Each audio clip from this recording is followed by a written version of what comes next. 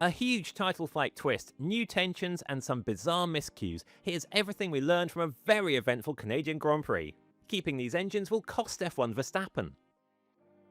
While words are cheap, sources close to Max Verstappen insist he is dead serious in his claim in Canada that if F1's rules do not change for next year, then he will walk away. Such is his dislike of the scale of energy management with the current generation of cars, he'd rather go off and have fun elsewhere than go through what he described as the mental torment of putting up with something he just does not like.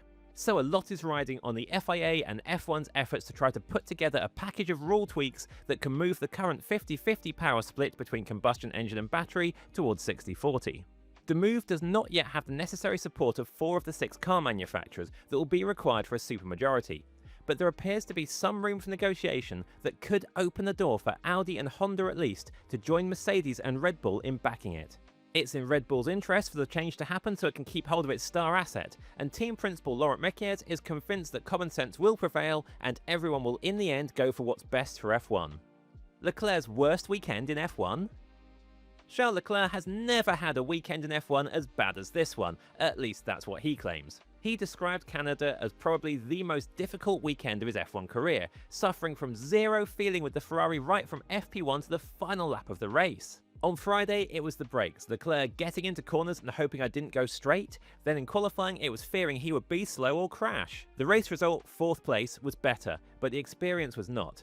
Leclerc drove 1 to 1.5 seconds off the pace for the last 15 laps just to avoid crashing, and even then had moments that were too close for comfort. He attributed it partly to his driving style not suiting Montreal's corner rhythm, with maybe a touch of his usual dislike for low grip conditions, and then a tricky Friday-Saturday hurting any chance of building in-weekend momentum. Big upgrades were inconclusive. Mercedes brought its first major upgrade of the 2026 season, one race after McLaren, Ferrari and Red Bull did so in Miami.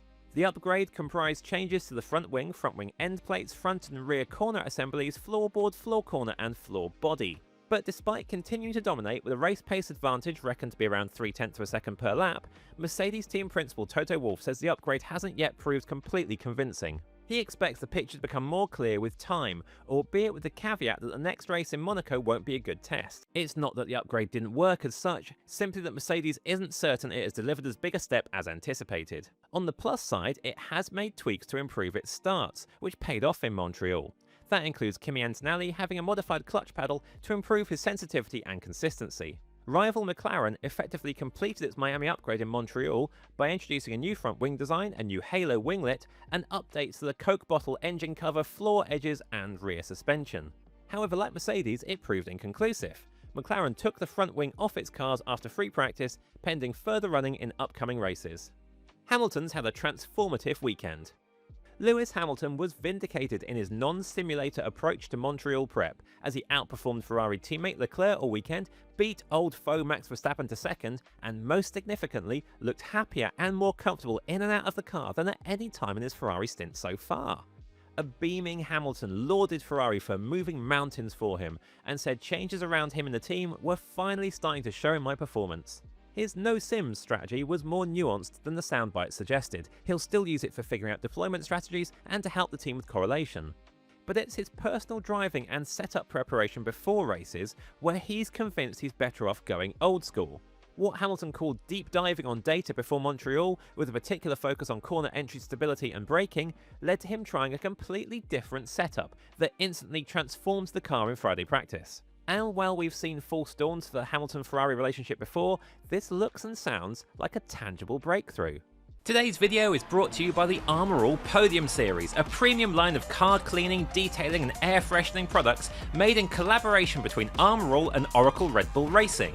Engineered with precision and expertise featuring SiO2-based hybrid ceramic technology, the Armour All Podium Series products are formulated to meet the elite performance standards of Oracle Red Bull Racing, so you can achieve podium-worthy results on your vehicle at home.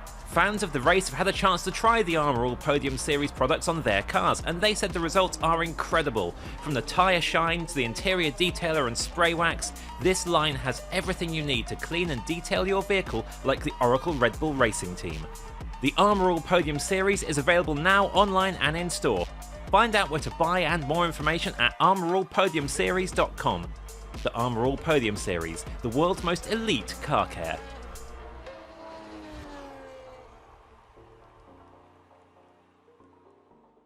Albon can't catch a break. If it's not one thing for Alex Albon this year, it's another. A weekend that started with the freak accident of striking a groundhog and crashing out of the only practice session, which also forced him to miss sprint qualifying, ended with Oscar Piastri spearing him early in the Grand Prix. Albon felt he was making good progress through the field before that, and was close to fighting for a points position. He was measured about the Piastri clash, and said there wasn't malicious intent, which was obvious, as Piastri seemingly lost all grip while 2 cars back and cleaned out the helpless Albon with a huge hit to the side. Above all else, Albon feels he just needs laps to get on top of the Williams. "We've got a tricky car, and we're also not getting many laps to learn from it," he said. For example, in Canada, he felt he was still learning deployment management even on lap 12 of the race, which was just when Piastri ploughed into him. The combination of reliability issues, accidents, and disruptive weekends has left Albon consistently on the back foot with barely any uninterrupted running, while teammate Carlos Sainz has now managed 3 points finishes. Mercedes has set its boundaries.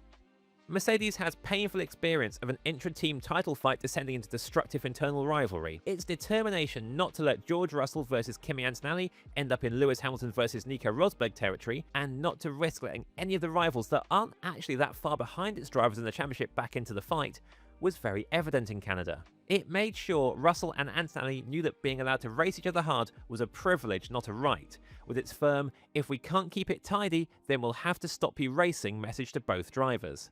And that approach extended to trying to squash any narrative of intra-team tension building, with a "nothing to see here" or "we've had much worse" tone from Toto Wolff in some media appearances that was at odds with the tone of some of his radio interventions. Mercedes doesn't want its drivers risking taking each other out, it doesn't want the world hearing them lashing out at each other on team radio, and it doesn't want to give the media a chance to stir it all either. Wolff did admit after the Grand Prix that Mercedes got close a few times to situations that could have taken both cars out, and that internal conversations would focus on when close racing becomes too close, and when it's best not to, as he put it, elaborate on emotions over the radio.